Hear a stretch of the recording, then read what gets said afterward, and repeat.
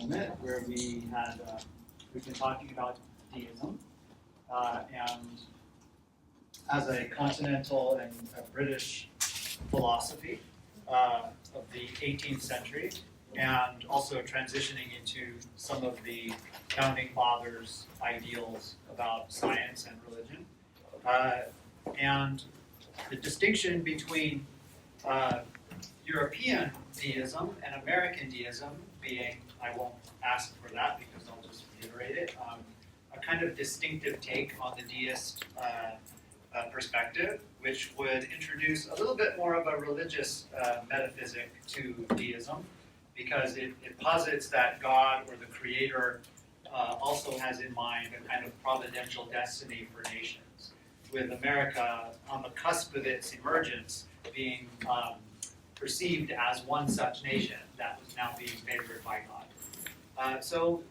it's an interesting area to explore the relationship between Christianity and deism, simply because in many ways there are structural similarities to the philosophy. I don't know if deism would have emerged without Christianity's undergirding its philosophical structure. But in a way, what we're going to do today is an illustration of the implications of deism, which is to focus on Thomas Jefferson and his particular approach to the biblical, particularly the Christian tradition. So, I want to use Jefferson not only as a transitional moment for us to kind of move away from the hegemony of Christianity in the early colonial period, but also to kind of explore the legacy of Jefferson in terms of what he represents symbolically as well as historically for the history of religion in the United States specifically. So we'll move along as we can, but that's my focus for at least perhaps the first half of the talk. So what you're seeing here, it's kind of bright, but we'll work with that, is the Smithsonian's exhibit of the Jefferson Bible. Which if you've never seen, I've never seen it in person, so I can't really speak from direct experience, having witnessed the physical copy. But I've read it, and of course I'm fascinated by it, otherwise I wouldn't be talking about it. But it's a kind of symbolic document in the American sort of literary landscape, because Jefferson's book, or Bible, is not really the full Bible of the Old Testament and the New Testament. It's a very specific take on the New Testament, particularly focused on the Gospels. So not even the New Testament, and definitely not the Bible as we understand it today as a larger collection, but really focused on Jesus in the Gospels. So nonetheless, it represents a pivotal moment. And the Smithsonian actually possesses and owns the copies of Jefferson's take on the Bible, and also is responsible for publishing it, which it did in the early 20th century. And that kind of gives us an idea of what's really going on in this time period. Thomas Jefferson created his own Bible, but did so privately, never desired to publish it during his lifetime, and kind of kept it a secret between himself and whatever his creator was, and also a few close correspondents that he talked about it with. And in that way, it kind of gives us an idea that this was a little bit of a dangerous enterprise for him to be embarking on, and he's not the first one to do so. So I want to put this in context with the beginnings of what we would call now the quest for the historical Jesus. And it starts with a German philosopher, a German thinker, who was also a deist. And so there's a nice direct line of continuity between Reimarus of the sort of the early days of experimentation with deist history and philosophy, and Thomas Jefferson, like about 100 or so years later. Okay, so the quest, ... ellipsis, just simply means the birth of the quest for the historical Jesus. And that is something that has captivated the imagination of many critical thinkers for over 300 years. Right? So that's part of the legacy that I just sort of nodded to. So Reimarus also wrote his own take on the story of Jesus, also declined to publish it during his lifetime, and so it was left to his sort of successor collecting his manuscripts together and publishing this posthumously. And despite the fact that it was published posthumously and anonymously by one of his so-called students or disciples, it actually created such a controversy that in some ways we've been kind of reeling ever since the publication of these were called fragments, the goals of Jesus and his disciples. And so the quintessential characteristic of the scientific quest for a historical approach to the Bible or to Jesus is what I would call the principle of discontinuity between the biblical tradition and the historian's freedom to make decisions of their own. So the principle of discontinuity between the historical figure of Jesus and the Christ of the church. So just as a thought experiment for yourself, if you're not willing to posit a potential discontinuity between these two figures, you're not really capable of doing science or history. It's kind of a provocative, controversial way to put it, I'm sorry, but that's kind of the working prerequisite of science or history in this arena. You have to be willing, even if you actually come to the conclusion that there is no discontinuity between the two, using reason and argument and evidence, nonetheless, you have to begin with the possibility of some kind of discrepancy or discontinuity between the two portraits. Without that, you don't have the freedom to think for yourself independently of the church perspective of Christ. So Reimarus is probably the first really bold thinker, hence anonymous and posthumous, that gave himself the freedom to decide what was true and what was not true about the gospel portrait of Jesus. And so as a result, with this sort of anonymous freedom, he went wild. And he was able to posit scenarios that we don't really think are all that valid today, but it's the freedom that he gave himself that opened Pandora's box, that allowed for someone like Thomas Jefferson to step in and say, yeah, this is really fun, let's do this. And it's kind of never waned ever since. It's just a lot of fun to have fun at Jesus' expense. Right? Sorry, that's bad joke.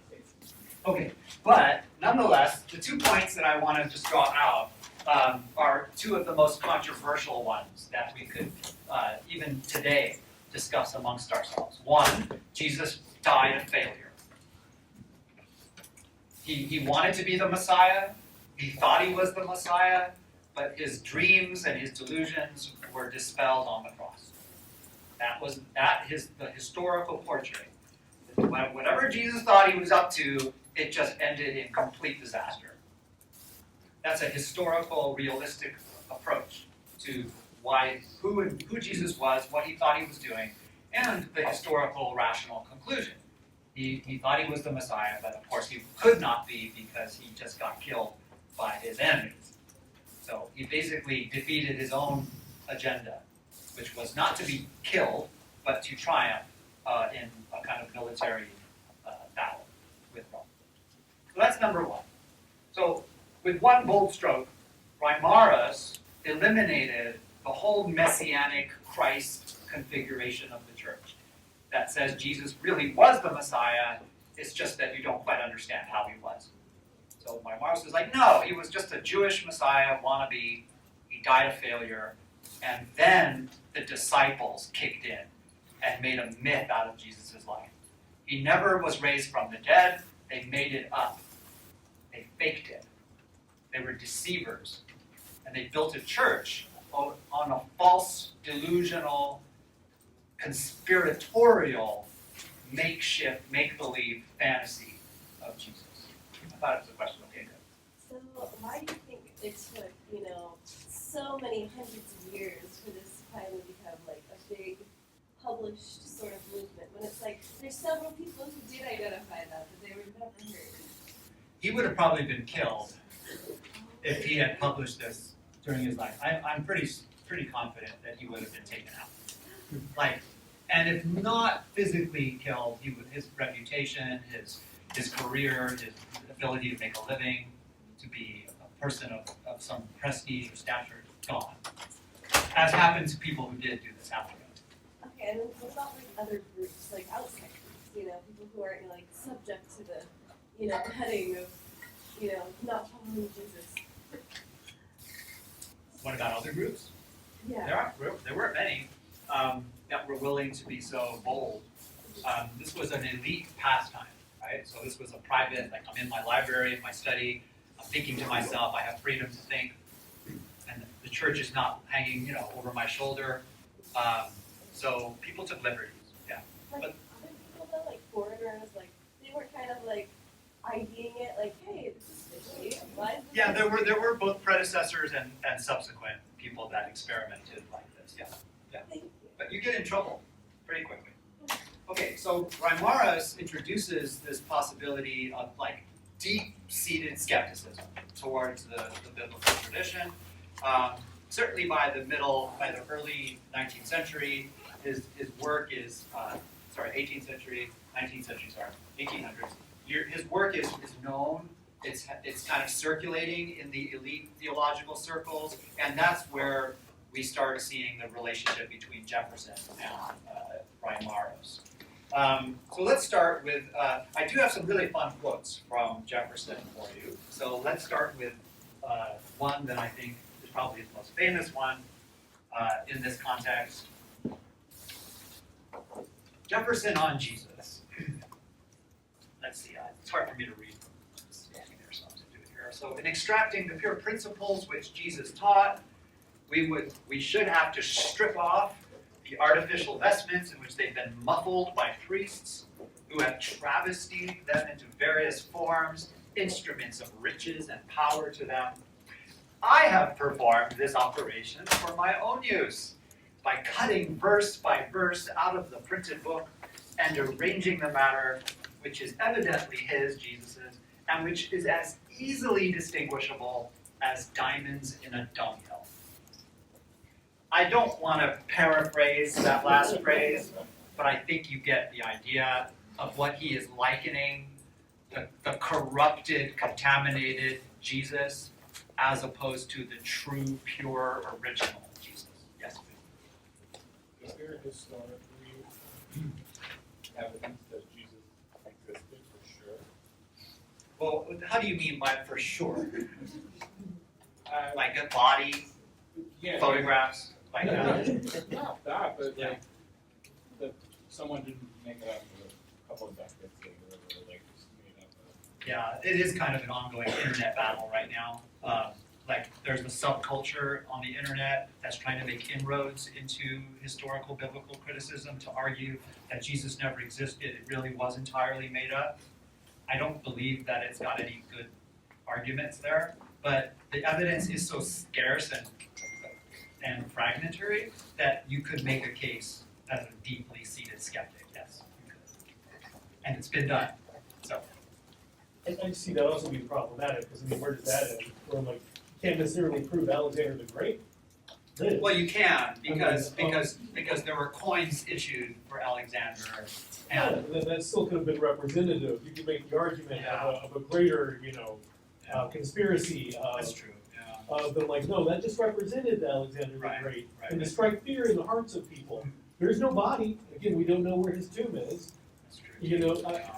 I'm not going that stance. No, I hear you. I prefer to, the simplest explanation is usually the greatest.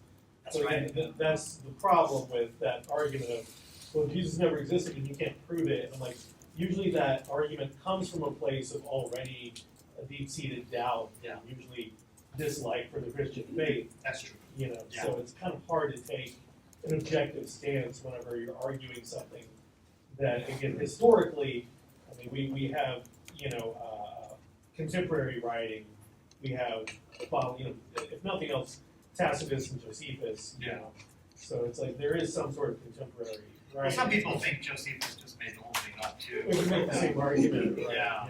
You just kind of keep eroding the Yeah. sources.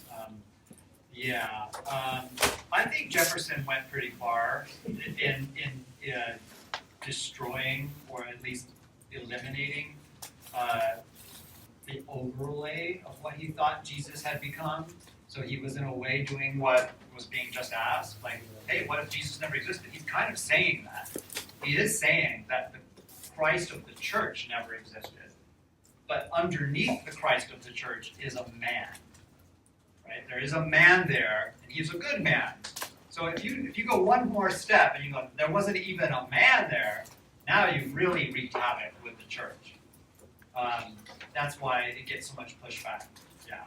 Do you think that's part of the reason why, freedom of religion is important, because they don't want to get in trouble for Yeah. having ideas like this? Again, he wasn't publishing this. These were his private. We understood the consequences, I'm Yeah, sure. yeah. The founding fathers wanted to accommodate inclusive, like, Christian engagement, civically. So they weren't going to highly promote their sort of rational idea, Jesus. So he wrote this in private? He didn't Oh say yes, yeah. Everything I'm about to share with you is fully private. It's in correspondence, private correspondence between Jefferson and fellow like-minded rationalists or deists. So the diamonds in the dunghill metaphor, like the true pearls of wisdom of Jesus covered in shit, is kind of the idea that we've got here. And he thought that he had actually successfully done this. So he's basically confessing that, he's written his own Bible. He's performed the operation necessary to extract, literally kind of an extraction process of the original true Jesus from the overlay, the sort of crusted church dogmatic. So there's both anti-Catholic polemic here, like those priests, those goddamn priests, they're putting all this popery over Jesus. And so that's a Protestant critique. And he's going one more step further because it's a scientific rationalist critique.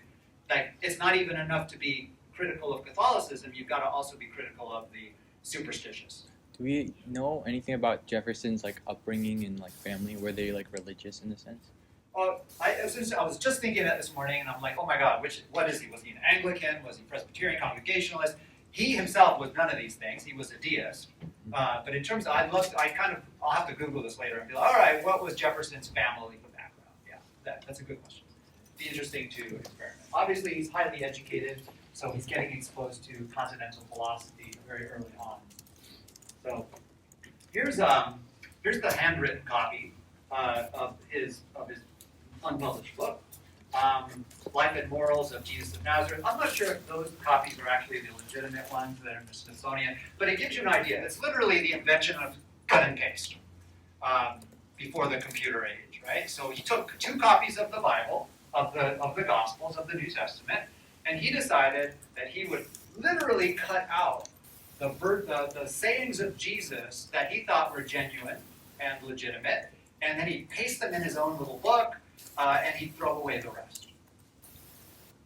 Really sounds like a great idea. And it's not that far off from what a lot of people do anyway.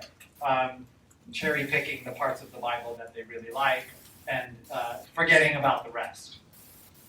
Now, if you just go about this arbitrarily, this would be a little haphazard. I like this passage, but I don't like that passage. Well, what are the criteria for selection in the Jeffersonian perspective? What did he pick, and why did he pick what he picked?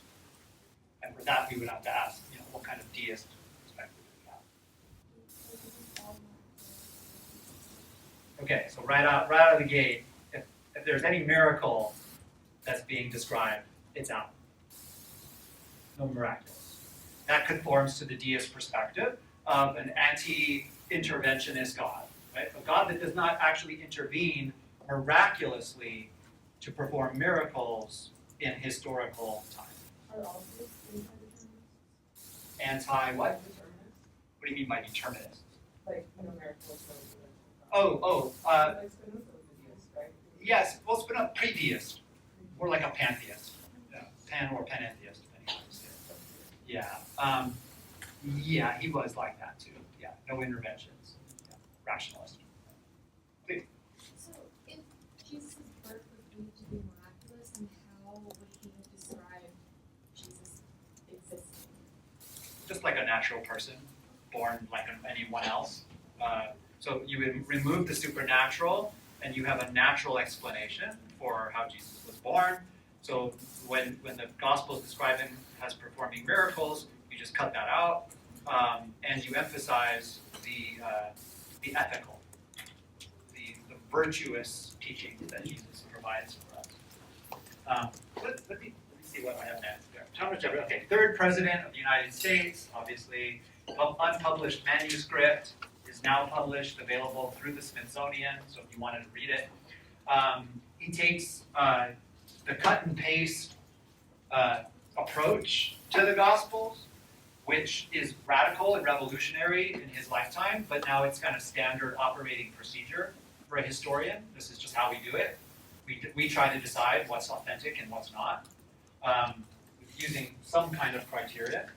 And he also took not only the miracle stories, which he thought were like just by default untrue and non-historical, any self-ascription of divinity of Jesus, where he says, I am the light, or I am the vine, or I am the resurrection, all of that's got to go, because Jesus was not divine. Jesus was a human. So humanizing Jesus by eliminating what he thought were the crustaceans, whatever that good visual metaphor might be. On the other hand, so despite demoting Jesus from the status of Son of God, the miracle worker, nonetheless, he retains the highest form of sort of admiration for Jesus as the most sublime ethical teacher in the history of humanity. So Jefferson's admiration for Jesus has no bounds. He exalts Jesus as a master wisdom teacher. So as he says, these ethics, which are part of the deist legacy of emphasizing natural virtue and ethics, they are the most sublime and benevolent code of morals which has ever been offered to humanity. So none of this came out when he was living. No. Because the controversy that deism had already sort of registered, and an increasingly unpopular metaphysic, would have been, and is now, highly controversial, right? So to be able to, for the President of the United States to have published the book, undercutting the basic foundation of Christianity would have just ruined it. So does he believe that Jesus actually thought he was the Messiah? It's a good question. I don't think so, because the Messiah concept is, it could be considered, it's debatable, because the Messiah could be a mundane political figure, like a would-be king. I don't think that's what, I have to really double check on Thomas Jefferson's version of messiahship, but definitely not a divine Messiah like a son of God. Definitely not that. So it could be that he subscribes to Reimarus' idea that Jesus failed as a Messiah. Or it could be, more likely, I would suspect, that the Messiah concept was imposed on Jesus by his disciples. So, to what extent did he connect this vision of Jesus with, like, Jesus as a Jewish person? Because in terms of, like, anyone can interpret if you start Jesus as a miracle. Yeah. It's just a creative reinterpretation of Jewish ethics as well. So, did he kind of make that connection, or? No, not so much. I have a slide that will kind of point to that, and I think that he is more of the liberal Christian Protestant wing of this. So it's kind of like, yeah, we get Jesus is Jewish, but not that Jewish. You know, like we're not going to like overdo that. He belongs to kind of the us camp of the Christian. So nominally Jewish, essentially Christian.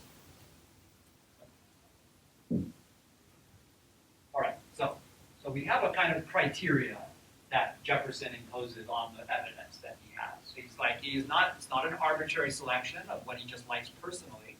He decided that anything supernatural, anything miraculous, any self-description of divinity, all of those are the sort of red flags for Jefferson when it comes to understanding who Jesus really was. And in doing so, he kind of introduces something that becomes methodologically normative for biblical critics, which is to establish criteria according to which you judge a passage as being either true or not true historically.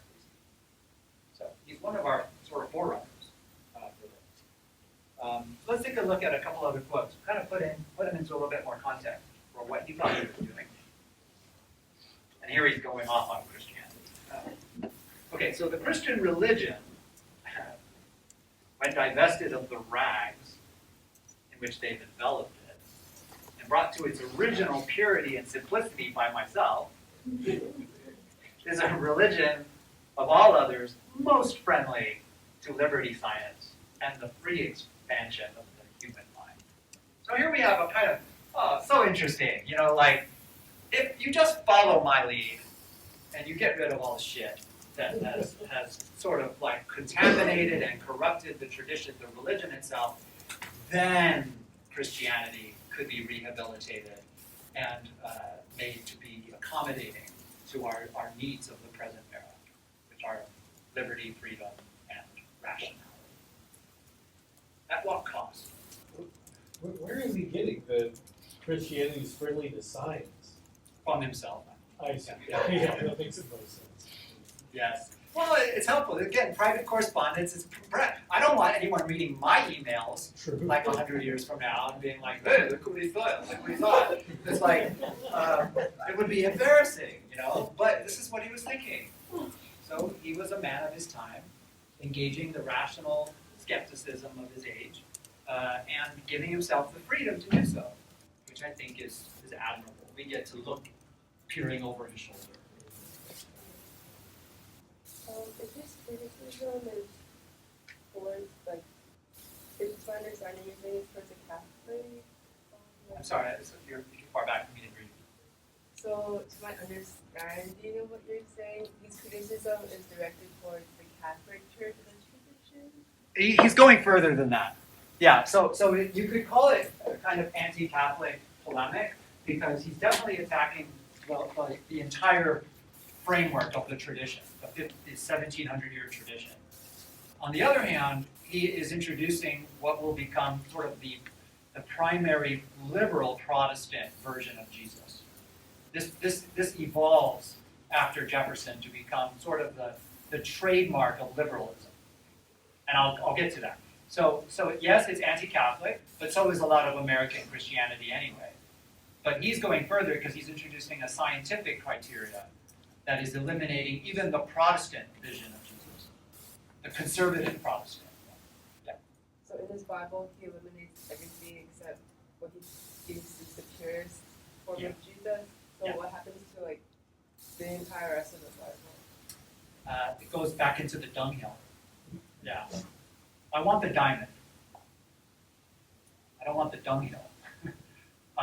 Probably why he never even bothered with the so-called Old Testament. You probably wouldn't have had much to keep from it, except for the virtue, the ethical morality within it. So he never bothered with that.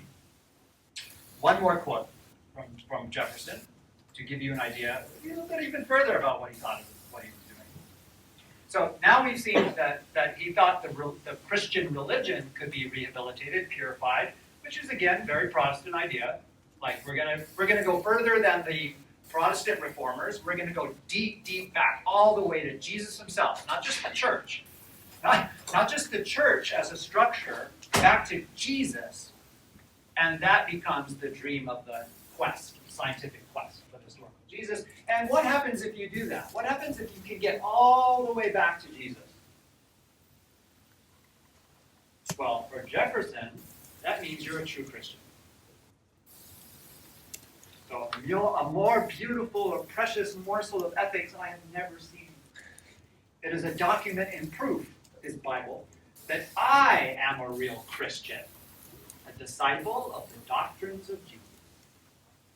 So he completely redefines what it is to be a Christian as a liberal, Protestant-leaning deist, anti-Catholic, anti-popery, anti-supernaturalism, and yet here it is.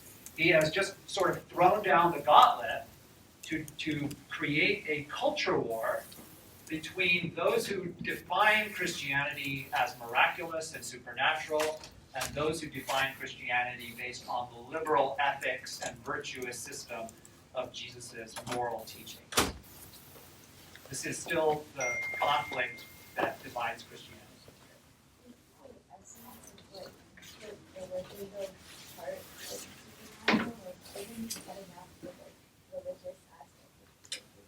Yeah, I think you're probably onto something there. Like the sort of hidden dimension, the transcendence. There's some ambiguity. We're not going to deny that, right? But Jefferson also believes in the concept of a creator. So there is a kind of God realm that he's amenable to, like a transcendent creator, and yet not the supernatural stuff where it's anti-science. So he's kind of trying to walk the tightrope between tensions. He wants to retain the creator without the supernaturalism, which is anti-science. That's deism, basically. So the legacy. So that's, now that we've got a good idea of who Jefferson is and what he's doing, I don't think most Christians would have agreed with Jefferson at the time that he was a real Christian, because it would define, or it would imply that they were not, especially if they weren't living the teachings that he attributes to Jesus as the quintessential characteristic of who Jesus was. But here it is. All right, the legacy. And here's where I have a future-looking perspective. So I'm looking forward to seeing, what did Jefferson contribute? Not much in his lifetime about this, because he didn't want to. But shortly thereafter, we could start seeing threads and continuity in thematically speaking.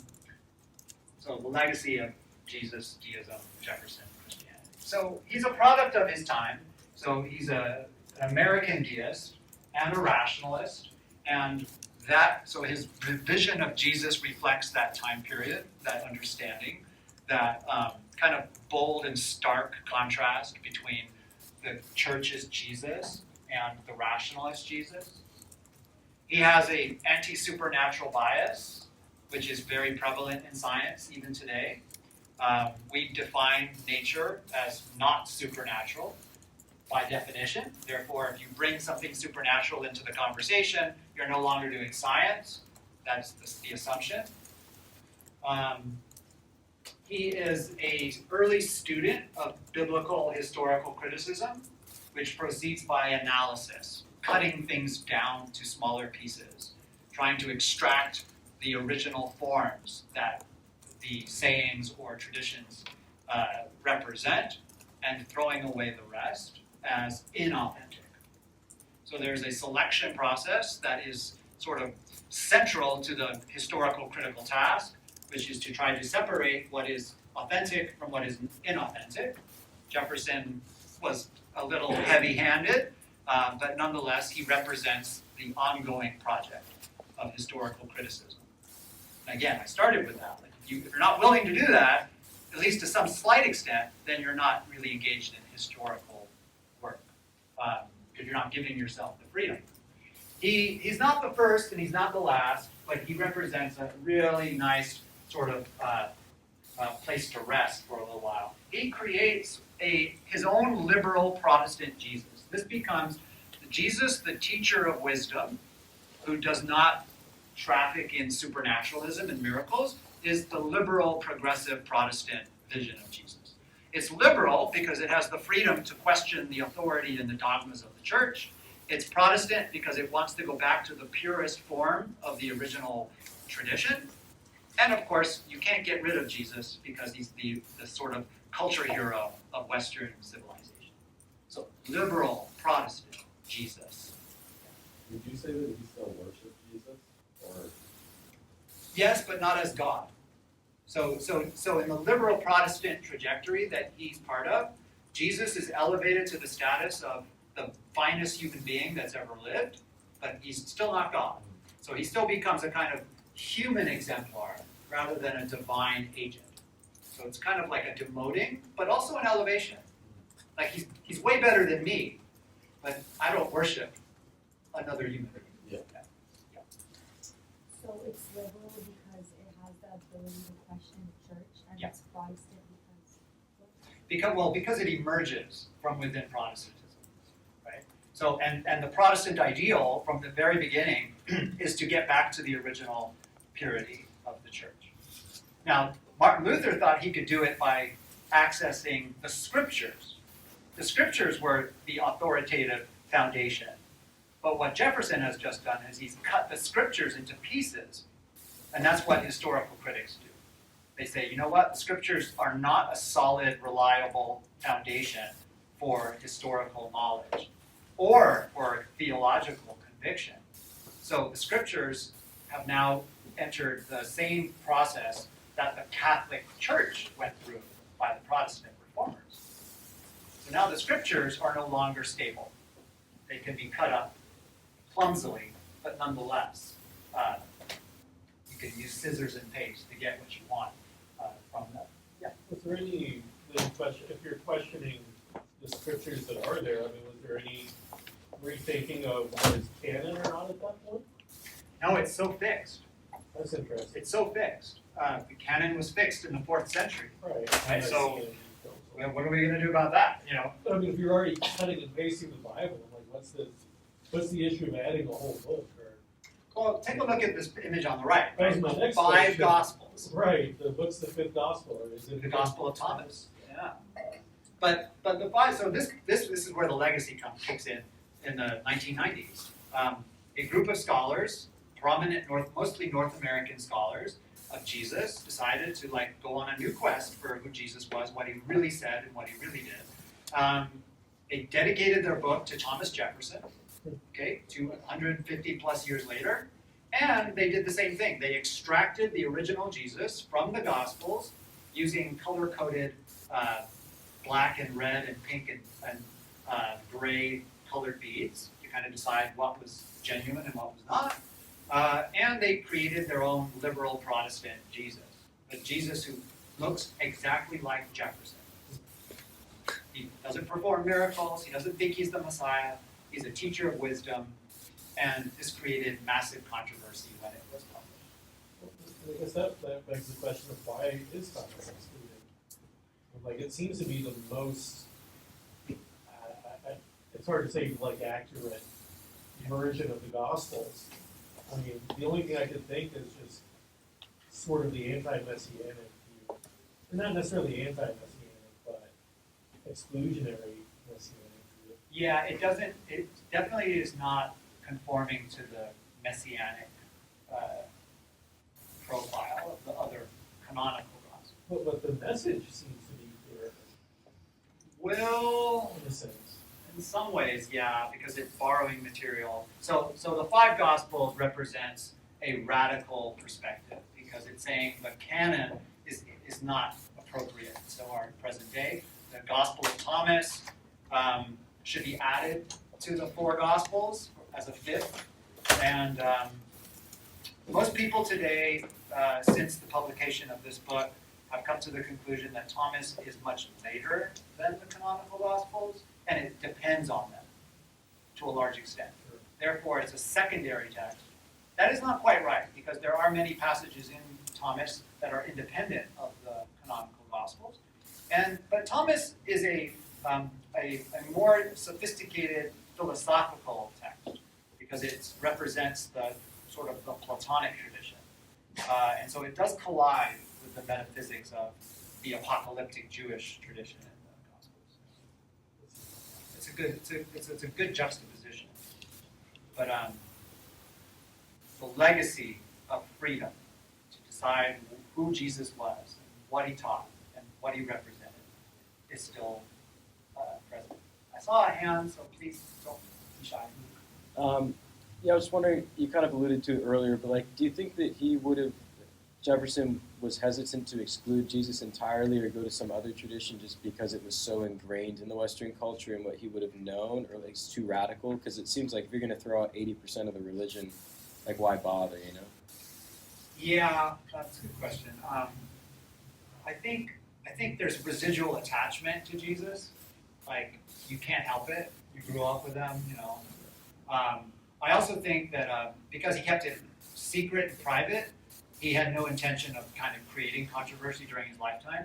I don't even think he would have approved of the Smithsonian publishing it. I don't think he wanted to be known for this, you know. Maybe he did, I don't know. So you couldn't jettison Jesus so easily. And I think if he had been inclined to be public about it, he would have wanted to improve what he thought were the superstitious tendencies of the Christian public. So I think that would have been his goal, which is the same goal of the scholars who wanted to publish the 5 Gospels. They critique Christianity for its fundamentalist tendencies. It's what they would call superstitious tendencies. Yeah, it's a lot to take in. So religion bad, Jesus good. And also, what seems to also be sort of prescient is the same way that Jefferson called himself a real Christian, we still see that culture war going on today. The attempt to try to define what a real or a true Christian is, and the different camps that make their claim or stake their claim to Jesus. And in some ways, what I would end on this note is that we could start seeing the reaction to the deist interpretation early on, the conservative pushback. And in many ways, this is a dialectic between liberal freedom to experiment and the inevitable conservative pushback, which becomes the ongoing culture war within Christianity, right? So a liberal Protestant assertion, then the conservative, what we would now call evangelical pushback against it. Often creating the very identities that are in relationship to each other. We wouldn't have fundamentalism without liberalism. The same way you wouldn't have Orthodox Judaism without Reform Judaism. So those are some of the historical processes that are taking place. And Jefferson kind of represents for us a kind of a watermark or a placeholder for this taking place. Why did they choose the Gospel of Thomas and weren't there a couple of other ones? Nothing quite as compelling as Thomas. Okay. Yeah. Thomas contains, half of Thomas is just traditional sayings of Jesus that we find in the Gospels. The other half is some esoteric shit, you know, that we really don't know exactly whether it's true to Jesus or whether some Middle Platonist just made it up and attributed it to Jesus. If the former is true, then we've really misunderstood Jesus. If the latter is true, Thomas is worthless because it's just secondary and made up. So the battle between who's right about Thomas is also part of the culture war that we're dealing with who has the right to determine what belongs to Jesus and what doesn't.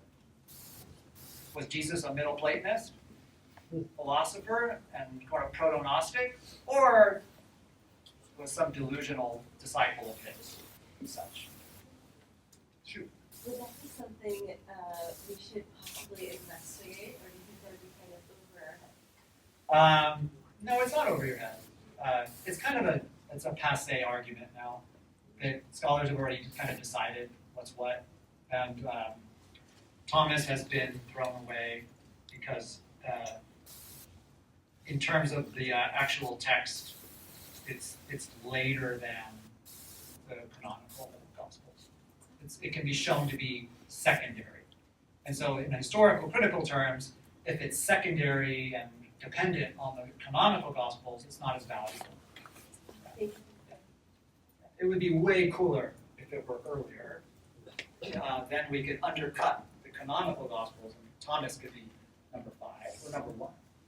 Did the ancient Greeks have like they took the documents and then they like determined like the age of the document or like Yeah, no, well that too, papyrus, but mostly like if you take the Greek of the Thomas text and you compare it with the Greek passages that we have from the New Testament canonical Gospels, there are some scribal errors and problems that have trafficked from the canonical Gospels into Thomas, which shows you that the Thomas is borrowing from the earlier form.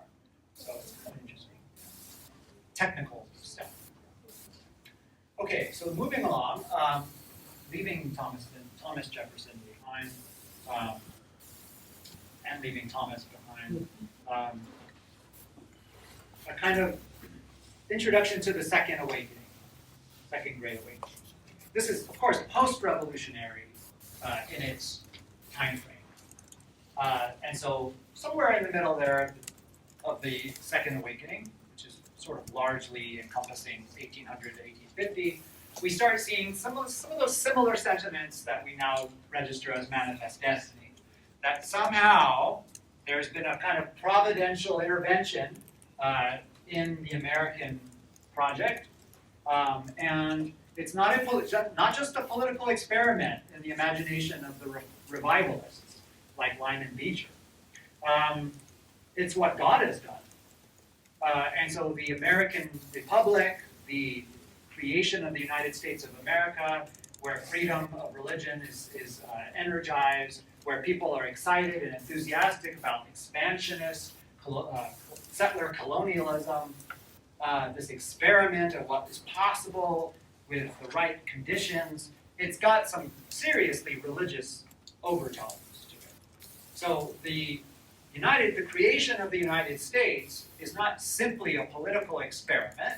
It is understood, especially within these awakening revivalist imaginations, as God's grace being poured out onto his now favorite chosen people. And it's kind of hard to not sympathize with this, given the success. What if Britain had just basically reclaimed its territory? We probably wouldn't have had another awakening. It would have been like, oh, that was a bummer. We thought we were doing something really interesting there, and it failed, but it didn't fail. And its success provided the spark and the enthusiasm for a new awakening that we start being able to track. And here's where I start thinking that the American self-identity begins to take even more shape using biblical themes and motifs. Now, the concept of the light to the nations is pure biblical symbology or symbolism. In the book of the prophet Isaiah, it is Israel who is understood to be a light to the nations of the world. Israel is always juxtaposed with the nations or the Gentiles of the world. And, it kind of has its own life in Christian tradition as well, and that's where it transitions or moves into American self-conceptualization. America now is a light to the nations, symbolized beautifully in the Statue of Liberty with its goddess-like visual and also the light that it would shine for all nations of the world to be welcomed. So we can make a few observations about this post-revolutionary period. Still, the ideal of pluralism or freedom of religion is predominantly still Protestant denominational freedom and pluralism. There are, of course, handfuls of Jews, certainly growing Roman Catholic population. There are Muslims already on the eastern seaboard, but these are marginal communities. By far, the predominant emphasis is on Protestant denominationalism, and that is the nature of the freedom that is early on introduced. Now America could be seen as a kind of nucleus of a new Israel, succeeding where previous incarnations have failed. It is now at the very cusp of history. America could even be conceptualized as a kind of messianic fulfillment anointed by God for a chosen, consecrated purpose. And in American imagination, part of that has to do with the biblical ideals of being an asylum for the poor and the marginalized and the oppressed of the world.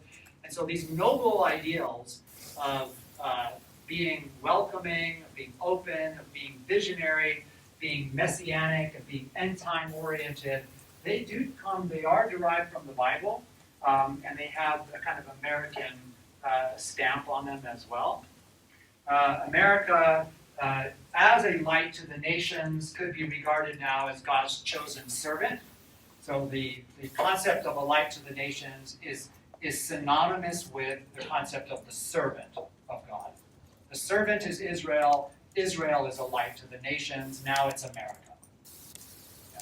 So there's a transference that has taken place. Right? The new Israel, the new Messiah, the new servant, the new light to the nations.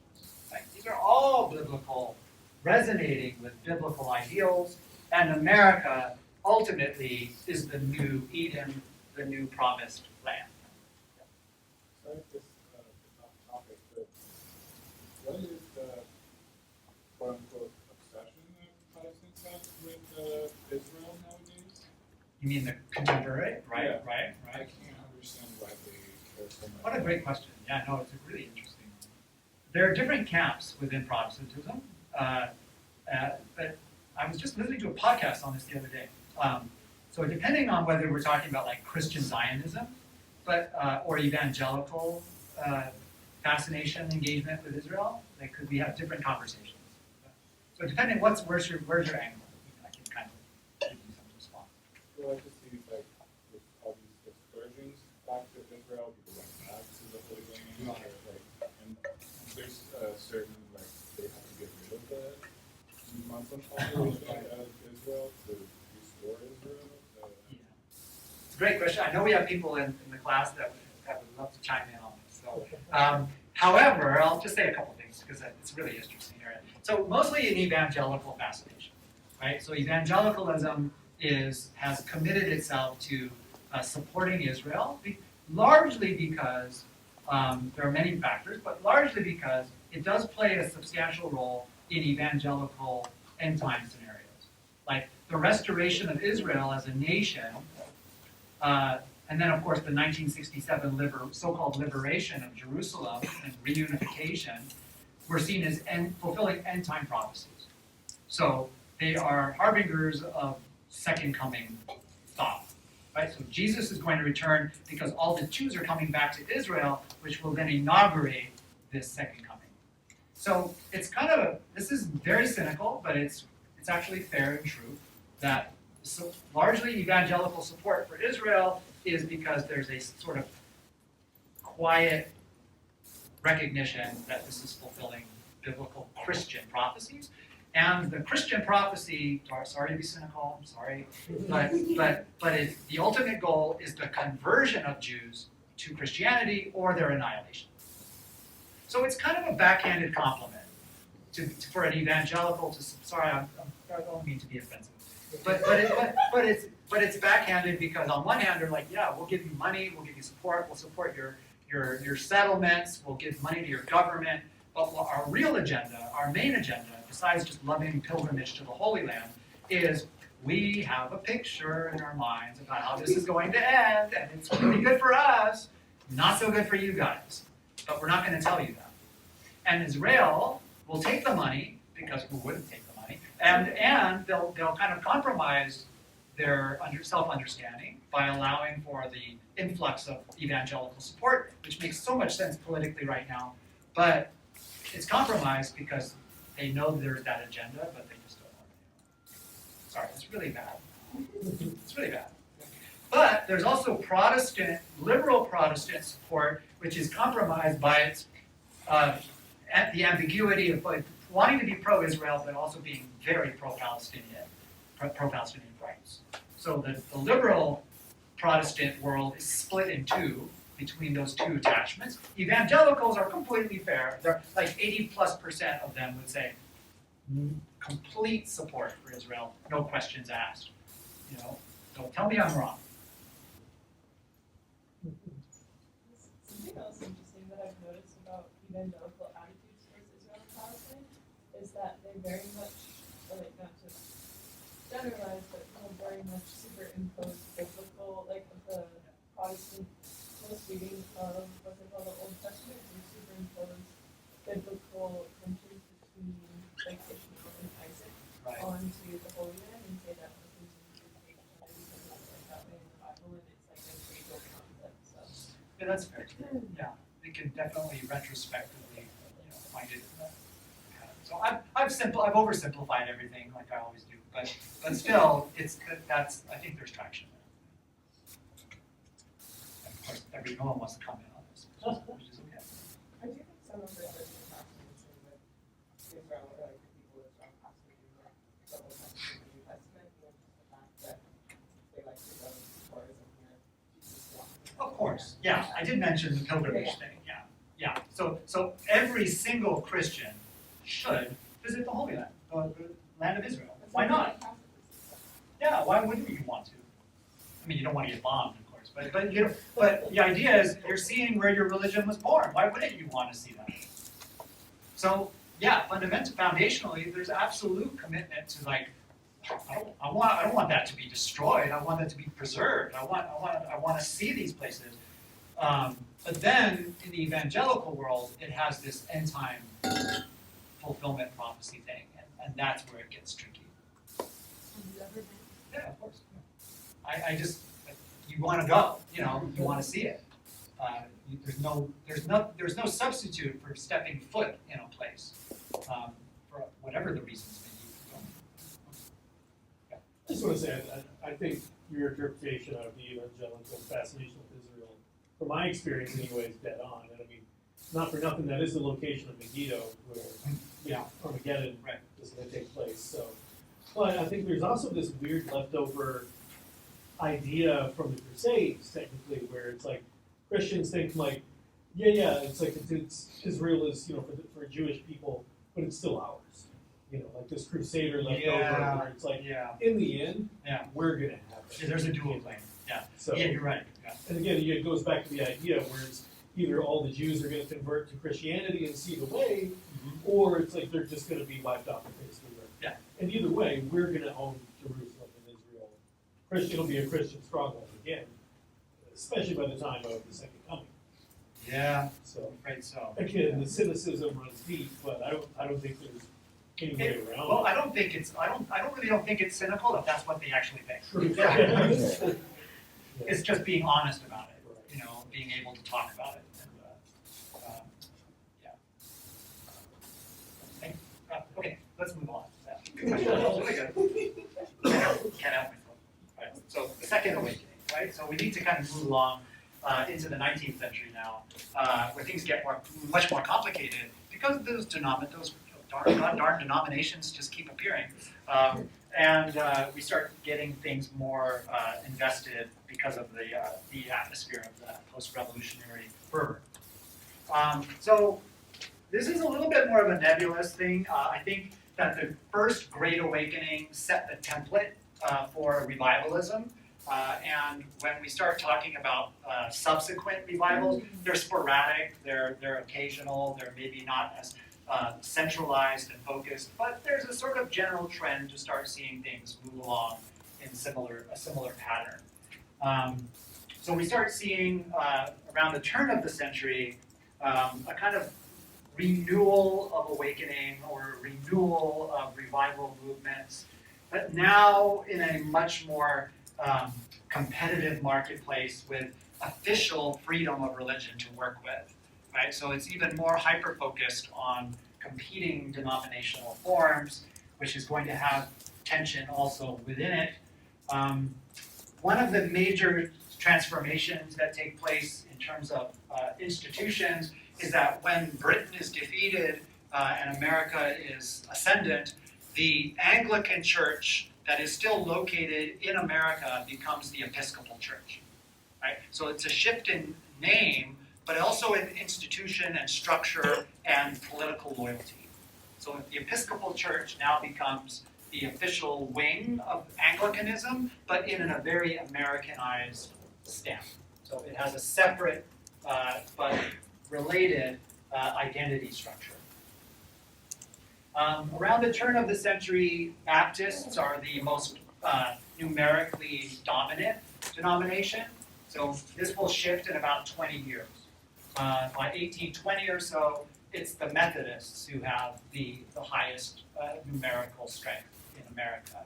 So this 20-year period alone signals shifts in demographic allegiance in terms of denominational forms. That's why we would want to ask why the shift. Why is there so much flux taking place in Protestant leaning? We start seeing increasingly, and this is something that's widespread throughout the 19th century, whether it's among blacks or whites, more and increasingly stronger female participation in clergy, in ministry, and in, of course, public speaking, in revival movements. So this is an area we'll be tracking in a while, not immediately, as we will be looking also at African American experimentation in the black churches as well. So we're trying to just establish that there are some interesting things taking place in the early 19th century, and what we'll be doing next is sort of surveying a sampling of some of the new denominational forms that will be sort of folding into our discussion. So we'll look at Methodism, we'll look at the Holiness Movement, we'll look at the Shakers, we'll look at the Unitarians, we'll look at the Universalists, we'll look at the Mormons, right? So all of these are part of this early 19th century religious experimentation atmosphere. New forms of Protestantism that are interrelated to each other, and all reflecting the enthusiasm of the atmosphere in that post-revolutionary era. And alongside these new forms, I think one of the things the reading points out kind of nicely is the emergence of new societies. So these are not denominational forms, but they're religious-leaning societies that are also reflective of the early 19th century experimentation atmosphere. So I want to reiterate, or at least reintroduce those 4 major points. Don't worry about trying to memorize any of the actual societies. It's just an illustration that there are many creative groupings taking place. One of the more prominent ones that are still around today is the American Bible Society, that both distributes and translates the Bible for widespread consumption.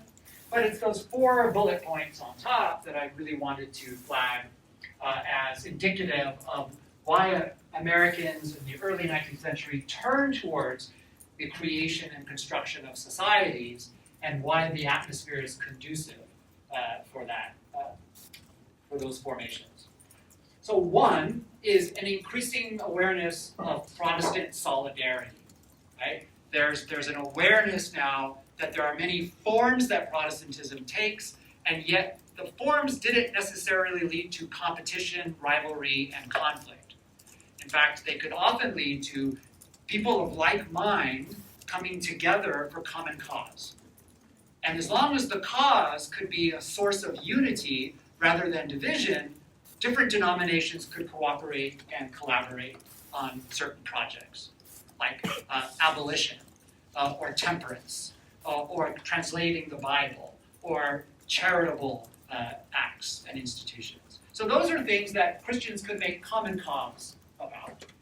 And it leads both to the unifying of American identity, but also a more consolidated Protestant identity as well. And so the births of societies sort of represents a reflection of that solidarity. And with the revivals that are taking place during this time period, part of the feeling of the revival movement was a certain charitable benevolence, right? That a good Christian would do good deeds in the world, right? You would use your new Christian identity of being born again to do good deeds, to actually put your faith to work in the world through charity, through service, through love, through kindness and compassion and care for other people who are less fortunate than you. At least that's how the energy was originally. There's also an increasing interest, which is what Methodism reflects, the idea that there is a possible future of perfection for the Christian society. This is in many ways in contrast with the more pessimistic Calvinist idea that you're damned or you're saved and who knows who's who. Go ahead. Yes, I'll go into more detail later. But Methodism is a new form of the Anglican Church, which then is, of course, relocated to America, which introduces a new method of sanctification. That's the word. A method of sanctification. So an increasing emphasis on the perfection of the Christian. And one way to reflect or to represent perfection is, of course, through these societies of benevolence and kindness and charity.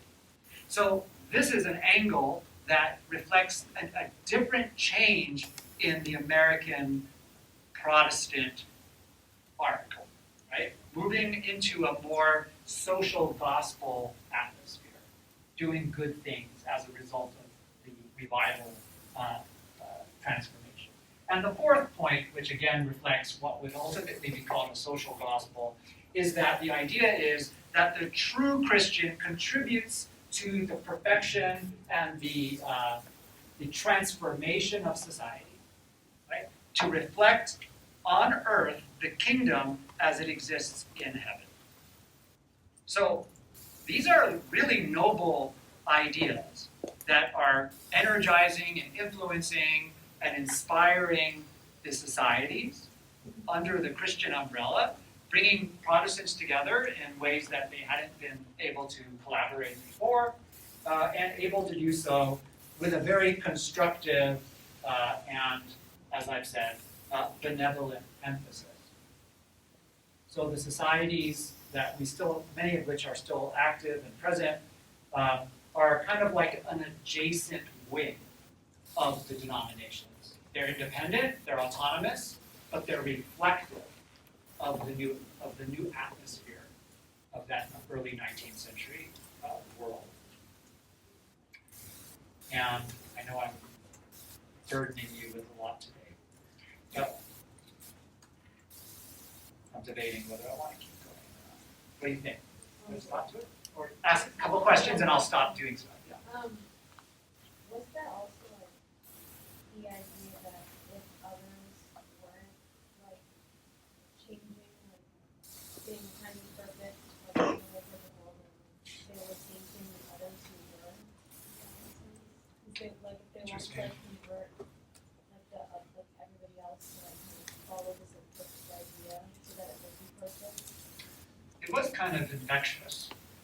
There's these sort of utopian ideas, and I think there was so much diversity and different avenues that you could take that you could gravitate to something that captivated your interest. So that would be my first take on that. So it wouldn't necessarily be alienating. You could just be like, well, that's not my thing. I'm just going to go over here and do this. So there wasn't a pressure to be like, okay, we need to be perfect and this is how we're perfect, and if you're not doing this, then you're like taking the rest of us. Yeah, I could see how that sentiment could emerge, but I don't know how widespread it would have been reflected. Yeah. So not all Christians belong to the Methodist, perspective, but there's an increasing optimism in the air. The optimism reflects the great success of the revolution. The revivals also augment that, and now we're seeing it reflected in the forms that Christianity is taking, like a desire to implement the highest and the noblest ideals of the Christian tradition. Yeah. Okay. Saved by a question. We're done. That's great.